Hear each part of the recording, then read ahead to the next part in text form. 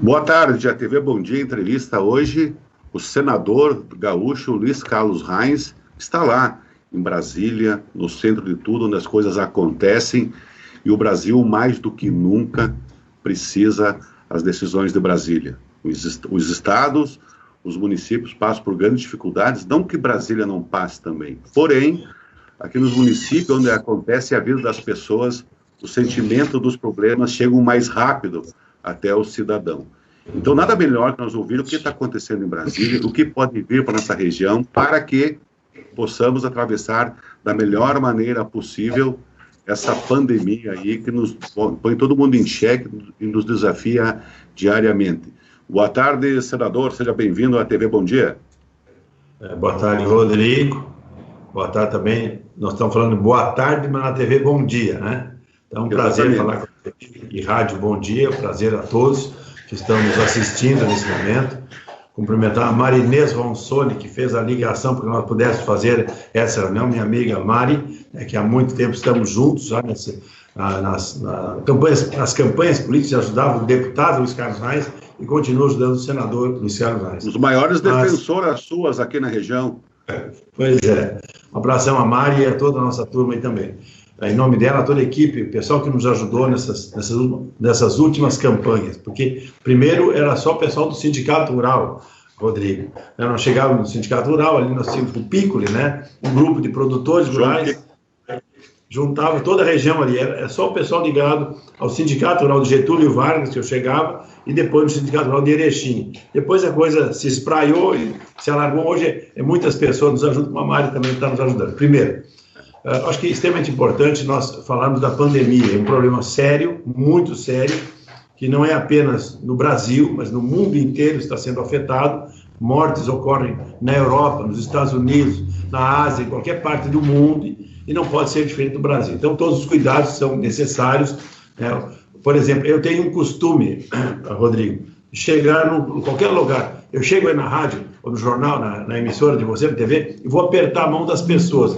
Hoje nós temos que evitar o aperto de mão, né? Usar as máscaras, por exemplo, usar o álcool gel, lavar as mãos constantemente, né? Sei lá quantas vezes por dia posso lavar a mão. Isso não é falta de educação, mas é necessidade do cuidado que cada um tem que ter. Os cuidados, por exemplo, com relação aos distanciamentos, todas as regras necessárias para que as pessoas tenham precaução com relação às mortes que estão ocorrendo, que é uma doença muito séria que ocorre hoje no mundo inteiro e não é diferente no nosso país, no Brasil. Mas tem coisas positivas, Rodrigo, que eu quero salientar para vocês. Já de início eu faço uma crítica. Rede Globo de televisão, rádio e jornal. Todo o sistema Globo que tem hoje, quer dizer, distorce as coisas. Eu vou te falar em coisas positivas que estão acontecendo, que você não vê na Globo. Se eu dizer, Bolsonaro disse isso, Bolsonaro... Não, agora as coisas positivas que estão efetivamente acontecendo. Em primeiro lugar, nós votamos ontem, né? Essa matéria foi votada sábado, nós sessão. Primeiro, o Senado Federal, histórico, no mundo inteiro, foi o primeiro Senado a fazer sessões virtuais. Isso não existia em qualquer parte do mundo. Então, um reconhecimento aos funcionários do Senado, aquelas pessoas que se organizaram para fazer um processo, um projeto, e esse projeto hoje virou moda. O mundo inteiro está usando o que nós começamos no Senado brasileiro, né? Sessões virtuais que estão ocorrendo. Nós tivemos quase 2 meses que nós estamos fazendo sessões virtuais. E na sessão de ontem, nós aprovamos uma medida extremamente importante. Eu fiz uma entrevista com o Jackson Marpini, numa emissora, acho que é Rádio Cultura, pode ser? Aí de Lázaro. Isso. Egídio, uma equipe do Egídio ali, nós vimos, aí não tínhamos acertado ainda o valor. Agora eu vou falar em primeira mão para você. Esse assunto foi aprovado no Senado, foi para a Câmara, houve alterações, voltou ao Senado, fizemos alterações ao projeto original. Nós temos os municípios da Associação dos Municípios do Alto Uruguai, AMAL. 32 municípios vão receber do governo Bolsonaro 25.927.000 do governo Bolsonaro, leia, entendam bem, a Globo não mostra isso, mas o governo Bolsonaro vai destinar 25.927.000 para os 32 municípios do Alto Uruguai. E mais 3.196.000, que é para os prefeitos. Esses 25 milhões, os prefeitos usam aonde quiserem. Se é para pagar folha de pagamento, para pagar fornecedor, enfim, pode usar... Recursos livres, então, né? Livres, por custeio da máquina. E tem 3.196.000, que é específico para a saúde. As prefeituras podem usar para os seus postos de saúde, comprar álcool gel, comprar máscara, até respirador pode comprar, até leito de UTI pode fazer, ou repassar para os hospitais. Por exemplo, Erechim tem o hospital regional, né, que pode... Santa Terezinha. 3.196.000 veio para a saúde, especificamente. Você tem que fazer um plano e aplicar em qualquer município, porque eu tenho Aratiba, pego 89.000, pego Áurea, 50.000, Barão do Cotegipe, 94.000. Isso é para a saúde desses municípios, que cada prefeito vai receber esse dinheiro. Aprovamos na Câmara, no Senado, e agora estamos trabalhando a sanção presidencial. O Rio Grande do Sul... sanção, quanto tempo tu acha que vai estar na conta dos municípios? Nós esperamos que... Nós queríamos que no dia 15 já saísse a primeira parcela. Esses 29 milhões serão em 4 parcelas, ok? Então, é uma notícia positiva que está acontecendo, Rodrigo. Então, isso é importante. A Globo não mostra isso. Isso está acontecendo na Câmara dos Deputados, no Senado Federal e no governo Jair Bolsonaro. Esse é o ponto importante, que normalmente vereadores, normalmente prefeitos, normalmente diretores de hospital não falam isso. Mas o dinheiro que chega até eles, chega por parte do governo Jair Bolsonaro, quem eu estou aliado a ele. Então, são coisas positivas que a região... Aqui eu tenho um mapa dos municípios da região, estou passando aos vereadores, aos prefeitos, às lideranças de cada região, para que possam saber quanto vai. Isso, de uma certa forma, ajuda. Isso é pela queda de arrecadação do ISS e também do ICMS, que os municípios não receberam e que os estados também deixam de receber. O Rio Grande do Sul, entre estados e municípios, são quase 4 bilhões de reais.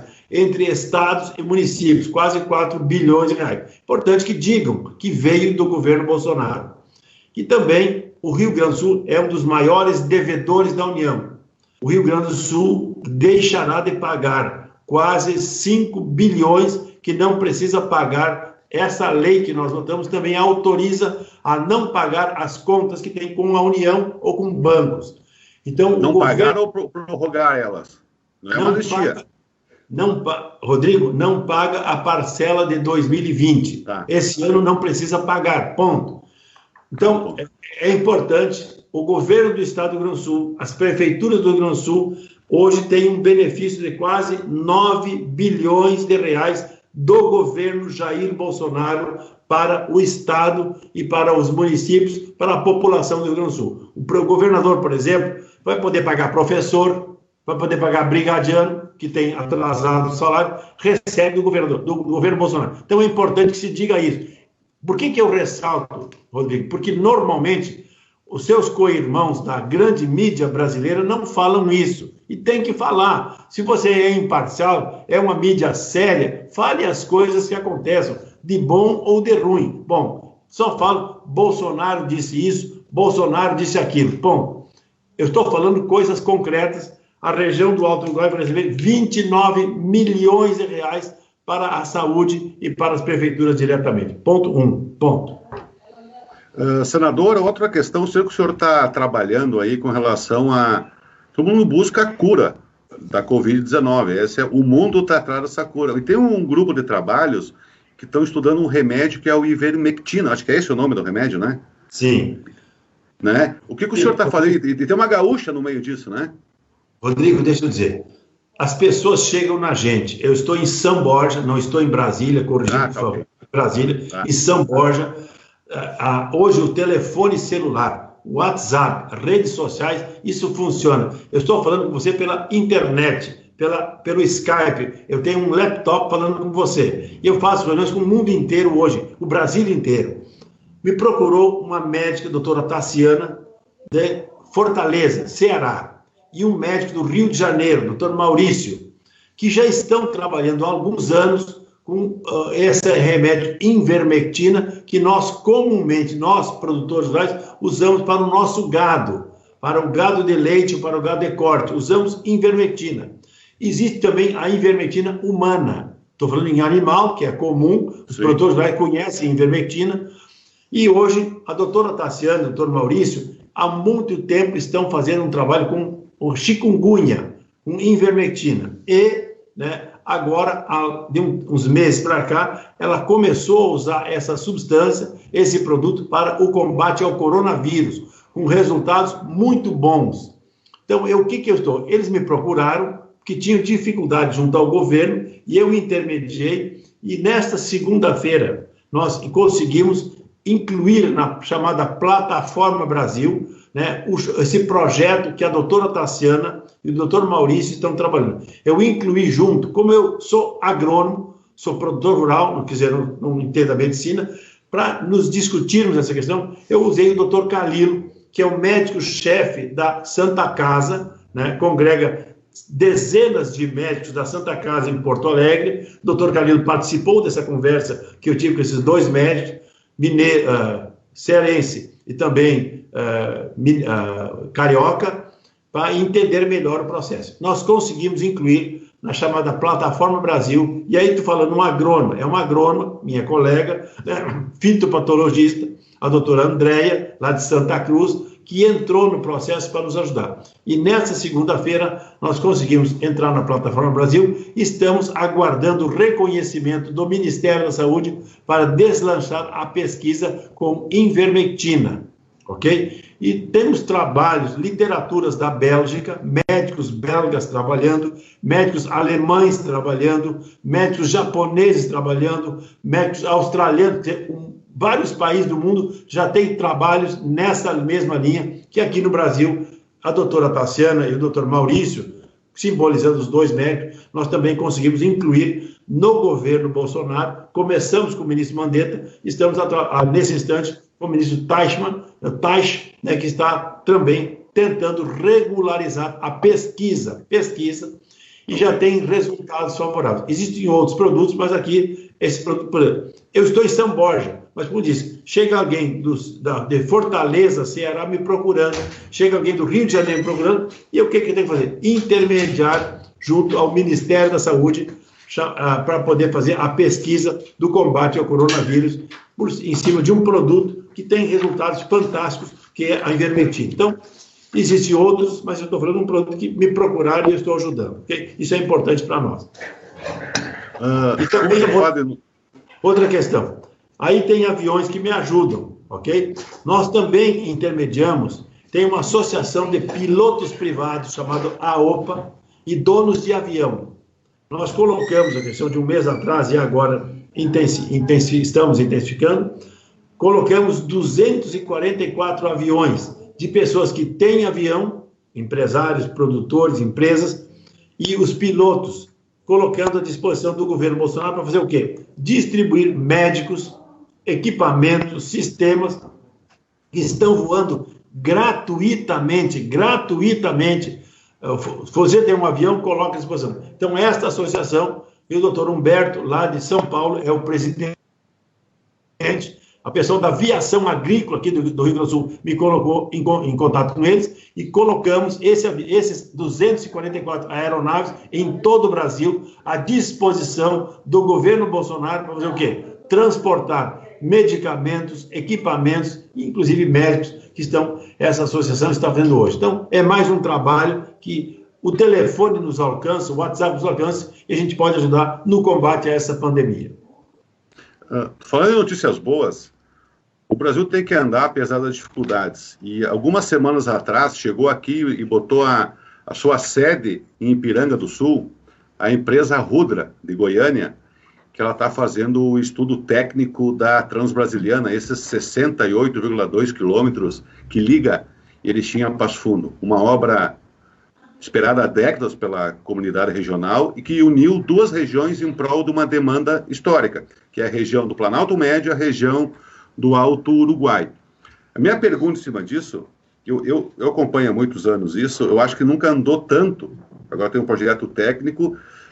A minha preocupação é, após esse projeto técnico, que segundo o contrato é de 660 dias, é 1 quilômetro a cada 10 dias, será que teremos recursos para depois fazer essa obra? Como é que funciona tecnicamente isso, senador? Rodrigo, quando lá atrás eu prometi, nós vamos conseguir o projeto. O ministro Tarcísio, o general Santos Filho, que é o diretor-geral do DENIT, com o Luiz Guilherme, que é o diretor de engenharia, e mais o Pellegrini, que é o superintendente do Rio Grande do Sul, prometemos o projeto. Bom, o projeto está sendo feito por essa empresa. Esse é o primeiro passo. Não adianta eu querer colocar no orçamento 5, 10, 50 milhões se eu não tenho o projeto. Então, com o projeto feito, e durante o decorrer desse ano o projeto deve estar sendo concluído. Depois, o prefeito Hildo Hort, de Coxilha, me ligou agora, há 2 dias atrás, temos uma reunião com os prefeitos da região. O que eu posso dizer? Hildo, diga a eles que vamos concluir o projeto, depois do projeto pronto, nós vamos ter o orçamento. E com o orçamento, nós vamos trabalhar para colocar no orçamento do governo federal o valor para esta obra, entendeu? Então, por passo, por parte. Eu não posso pedir o valor, Rodrigo, se eu não tenho quanto é que custa a obra. Não sabe como o valor é. Aí eu tenho que ter o laudo chamado EVTEA. Tendo o EVTEA na mão, ok, aí nós vamos trabalhar com o orçamento. Primeira coisa, o prefeito de Ipiranga, que é o que lidera o grupo aí na região, né, tem trabalhado essa questão, e em nome dele, todos os prefeitos, tanto do Planalto como da AMAL, ok? Então, nesse instante, está em andamento o projeto. Pronto, depois vamos buscar o recurso no orçamento. Durante a campanha que o senhor esteve aqui em Erechim, eu entrevistei o senhor umas 2 vezes, uma antes da eleição e uma posterior, que o senhor veio agradecer logo em seguida num restaurante aqui da cidade. Naquele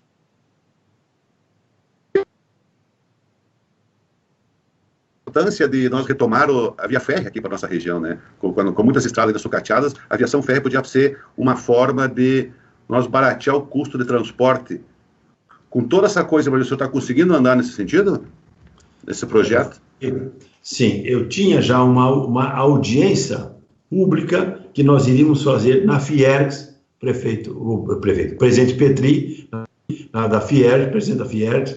Nós tínhamos acertado com a Farsul, do comércio, da agricultura, da indústria, do serviço, que tem interesse na demanda das ferrovias. Estava marcado para 4 de abril. Infelizmente, em função da pandemia, não ocorreu.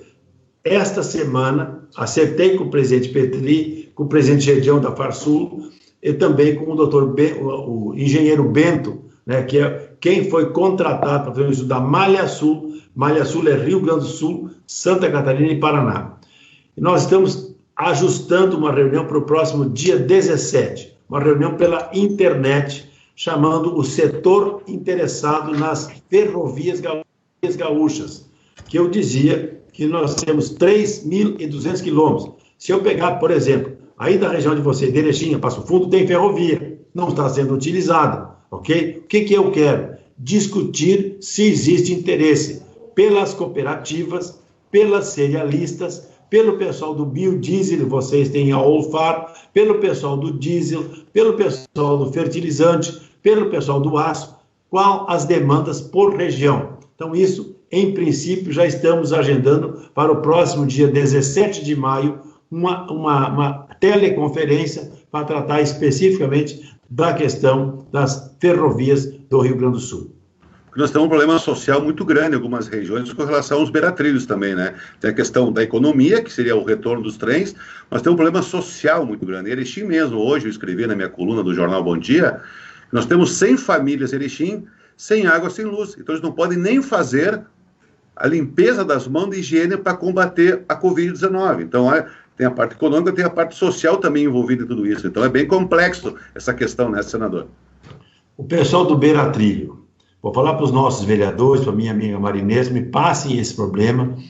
Nós estamos trabalhando com a Advocacia Geral da União, essa situação. Cruz Alta tem um problema muito sério e vários outros municípios têm problema sério de famílias que estão sendo autuadas pela Rumo, que hoje é a concessionária, e nós estamos trabalhando nessa questão. São vários municípios do Rio Grande do Sul. Esse pessoal de vocês, especialmente de Erechim, vão para a estação, vão para Getúlio Vargas, todo município próximo de vocês aí, não é apenas de Erechim. Como o programa de você é assistido em toda a região, me passem, por favor, porque eu já estou tratando esse assunto com o Ministério dos Transportes, com o DENIT, com a NTT e com a empresa Rumo e com a Advocacia Geral da União, ok? Como nós resolvemos o impasse do pessoal do Beira Trilho, certo? Então, isso é importante, me coloca à disposição.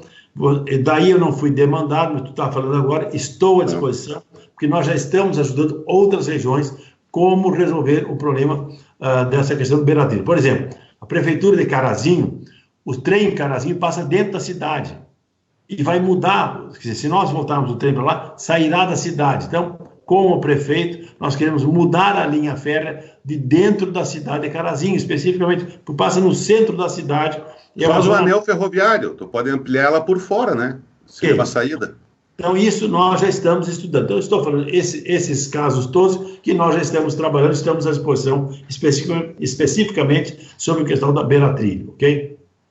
O senhor tocou no assunto antes da UFAR, que é uma empresa de biodiesel, é a empresa que mais arrecada impostos para Erechim, né? A UFAR, ontem conversando com os proprietários, eles têm um problema sério na área do domínio, eles cuidam da parte de cima e não conseguem o acesso ao DENIT para arrumar essa estrada. Tem muitos caminhões, centenas, agora menos, né, com o problema da safra, tudo, mas eles usam muito e com o tempo aí o município não faz, porque é do DENIT, o DENIT não atende às demandas, e uma empresa que gera emprego e gera impostos. Como é que o senador da República pode ajudar uma empresa do Porto da UFAR? Meu telefone é 061-99965-6593. 061-99965-6593. O pessoal do UFAR tem o meu telefone. Por favor, me demande isso. Eu não recordo o nome de cabeça agora, de um diretor deles ali, né, que trabalhava aqui lá por Santa Bárbara, e hoje está com vocês da UFAR. Não recordo o nome de cabeça, mas estou à disposição para ajudar junto ao DENIT. Afinal, o que nós precisamos com o governo Bolsonaro nesse instante é agilizarmos a geração de empregos. E felizmente, a agricultura no Brasil, né, deu um salto positivo, com exceção do Rio Grande do Sul, que nós tivemos a estiagem. Tu falou em perdas do Alto Uruguai. As perdas, Rodrigo, no Rio Grande do Sul, são em torno de 18 bilhões de reais, 18 bilhões que não circulam pelos produtores, pelas empresas e pelos municípios.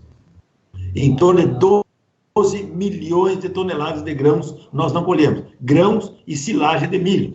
Primeiro foi o soja, o maior prejudicado. Depois foi o milho grão e o milho silagem. Isso dá 12 milhões de toneladas. E mesmo assim, o Brasil teve uma produção recorde esse ano de quase 260 milhões de toneladas de grãos. Então, isso é Brasil. Mas o Rio Grande do Sul foi extremamente afetado pela estiagem. Então, nós nos prejudicamos. Então, quem puder gerar emprego, como o caso do UFAR e outras tantas, por favor, estou inteiramente à disposição. Falando em estiagem, a maioria todos os municípios do Alto Uruguai, Erechim, estava discutindo hoje, que vai ser decretada a situação de emergência também, após os dados da Emater. Todos os municípios do Alto Uruguai estão em situação de emergência, fora a calamidade pública do Covid. Olha que situação delicada vivemos hoje aqui no Rio Grande do Sul, desafiadora para todos, né? Com relação a essa parte agrícola, o senhor é muito ligado a essa área, o senhor falou do sindicato rural antes, o senhor tinha ligação no passado com a grande cooperativa também aqui, a Cotrel. Como é que o governo federal poderá chegar e ajudar, que muitos municípios são essencialmente agrícolas? Rodrigo, já saíram 2 resoluções. Nós estamos desde dezembro também nesse assunto. Começou lá por Pantano Grande, Cachoeira, Rio Pardo. Aquela região foi a mais afetada em todo o estado do Rio Grande do Sul. Lá colheram 4, 5 sacas de soja por hectare. Teve gente que plantou 2 vezes a lavoura. Plantou, perdeu, plantou de novo, com a chuvinha que veio em janeiro. E perdeu de novo, entendeu? Aquela região começou e desde lá nós trabalhamos. Tem 2 resoluções. O Banco do Brasil, um alerta, primeiro, a todos os prefeitos da AMAL, cobrem dos gerentes do Banco do Brasil e do Sicredi e do Banrisul. O Banco do Brasil é o maior financiador, Sicredi é o segundo maior financiador, cobrem deles, que tem instruções do Banco Central ajudando. Temos um problema ainda com os bancos de fábrica. O banco da John Deere, da New Holland, da Case, da Mars, que resiste um pouco às prorrogações, mas já existe a posição. O Banco do Brasil, eu falava com o superintendente a semana passada, eles já fizeram telereuniões com todos os gerentes, já tem informações e instruções, passada pelo superintendente do Banco do Brasil do Rio Grande do Sul. E também o Sicredi. O Sicredi tem mais dificuldade, mas estão fazendo negociações para a soja, para o milho, para o leite, para o frango, para o suíno, enfim, em geral, tem instruções para poder fazer. E no Sicredi, na semana passada, nós tínhamos, o pessoal do Ministério da Agricultura, o Eduardo Sampaio, o secretário político aqui, me cobrava, nós temos um dinheiro que era para o arroz. Posso usar para o Sicredi? Sim. Isso eu autorizei terça-feira da semana passada, meu Rodrigo. Então, eles estão desdobrando uma instrução, porque o Sicredi, o Sicob e a Cressol, por exemplo, diferentes do Banco do Brasil, têm um recurso limitado, mas estão fazendo as negociações. E com essa liberação que nós acertamos do Ministério da Agricultura, que o ato deve ficar pronto até a semana que vem, terão recursos, sim, para fazer prorrogações de custeios e investimentos. O produtor tem que fazer o quê? Ir na Emater, ir na cooperativa, ir na cerealista, ir no escritório de planejamento e fazer o seu laudo da sua perda, da soja, do milho, do leite, por exemplo, dos problemas que ele tiver, apresenta e procura prorrogação. Já trabalhamos esse assunto. Senador Luiz Carlos Reis, e para encerrar a nossa live aqui na TV Bom Dia, o mundo se pergunta, o Brasil se pergunta, como será o nosso país pós-pandemia? Economia, emprego, educação. Em Brasília, pensa como é que o cenário está pela frente e exigirá muito de todos. Rapidamente. Eu já mandei para a FEComércio, para a Fiergs, para a Federação dos CDLs e para a Federação uma orientação. Temos uma live agora às 17 horas do BNDES, 17 horas do BNDES, onde o presidente Montezano, do governo Bolsonaro, estará orientando através do microcrédito. 17 horas, né? E eu vou passar, o meu gabinete passa para você agora, eu não sei como explicar aqui, para como é que o pessoal, quem quiser, associação comercial, por exemplo, de Erechim, de qualquer Getúlio Vargas, qualquer município, possam os empresários acessarem. Isso é micro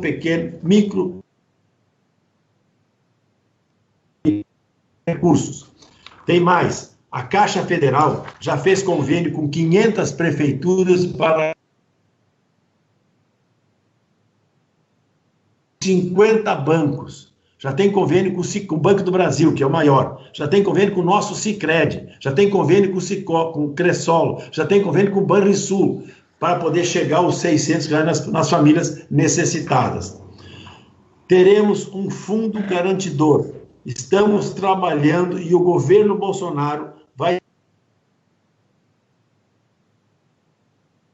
Fundo garantidor, para que milhares de empresas possam chegar e também ter o respaldo desse fundo garantidor, do comércio, dos serviços e das indústrias e da agricultura, para alavancarmos o desenvolvimento. Isso é o pós-pandemia.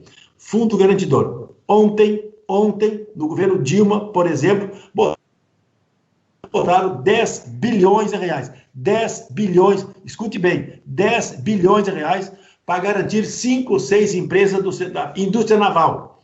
E vocês viram o escândalo que aconteceu lá no Porto de Rio Grande. Hoje, o governo Bolsonaro coloca 20 bilhões como um fundo garantidor para quem? Para milhares de empresas do comércio, da agricultura, dos serviços, da indústria, do Brasil inteiro. Bom, é diferente. Não é para meia dúzia de parceiro, amigo do presidente, por exemplo. Não. É para o Brasil. Isso está acontecendo nesse momento. Terão recursos para micro, pequenas empresas, que já falei aqui agora, que o BNDES disponibiliza. O presidente Montezano me ligou na semana passada. Senador, diga para o teu povo do Rio Grande do Sul, estou falando agora para os empresários da região. Quem fatura até 300 milhões de reais terão recursos com algumas vantagens. Quem tem acima de 300 milhões vão pagar o juro de mercado, ok? Vão para o mercado buscar, vão no Itaú, vão no Santander, vão no Bradesco, no próprio Banco do Brasil, ok, pode pegar dinheiro. Mas para quem precisa, e antes, como é que era ontem? Ontem era assim, a JBS, dou meus bois, OAS, Odebrecht. Se essas empresas quiserem hoje, vão para o mercado. Até 300 milhões são muito poucas empresas que estão 300 milhões. Tem um juro subsidiado. Então, isso o governo Bolsonaro está trabalhando um fundo garantidor para que essas empresas possam acessar recursos e alavancar o desenvolvimento. A situação é muito grave, Rodrigo, muito grave. Se nós tínhamos, quando o Bolsonaro assumiu, 13 milhões de desempregados, recuperamos 1 milhão de empregos no ano passado. Agora, nós vamos sair com 12, não, com 17, 18, 19, 20 milhões de desempregados no Brasil. É um número muito sério, vamos dizer. Então, nós temos que nos dar as mãos, e a crítica eu faço novamente à grande mídia brasileira. Enquanto todos nós, de direita, de centro, de esquerda, tínhamos que estar unidos para combater a pandemia, a doença, eu já expliquei 2 situações que eu estou ajudando, não é a minha área, mas ajudei. O que o pessoal está fazendo? Crítica. Bolsonaro disse isso, Bolsonaro disse aquilo, fofoca, só isso. Vamos falar coisas sérias que estão acontecendo. E digo, nós temos que nos juntar e trabalhar na direção do emprego e também do combate à doença. E é o que eu estou procurando fazer. O telefone celular, estou em São Borja há quase 60 dias, não estou viajando, até para me cuidar. Agora, o telefone celular não para, o WhatsApp não para, as entrevistas, como estão fazendo com essa aqui agora, são normais. Vou falar um recado para vocês. Vocês estão aí às margens do Rio Uruguai, ok? Ontem, por exemplo, o que eu estou trabalhando? Há uns 3 meses atrás, o governo uruguaio e os produtores do Uruguai me pediram como é que eu posso fazer para que eu ajudasse no Rio Grande do Sul fazer o Rio Uruguai ser navegável. Ontem eu reuni 18 empresas florestais de Corrientes, que tem quase 300 mil hectares de florestas aqui em Corrientes. Uma telereunião, reunimos eles, porque eles querem fazer investimento no Brasil com madeira que estão micados lá, para poder levar essa madeira, fazer uma hidrovia. Não sei se posso fazer para a parte norte do estado, mas de São Borja, Itaqui, Uruguaiana, Barra do Paraí, e chegar em Montevidéu, o Uruguai está me procurando para poder fazer. Então, pelo menos uma parte do Rio Uruguai voltar a ser navegável.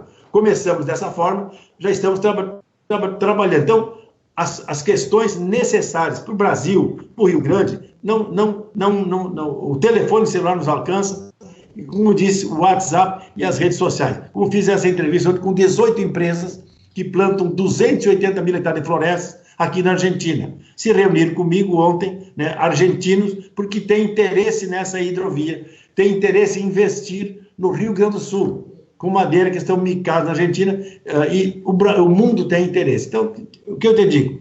Estou à disposição do Alto Uruguai, a minha gratidão porque me ajudaram nas minhas eleições, sou senador, estou trabalhando pelo Brasil em primeiro lugar, com coisas positivas que estão acontecendo.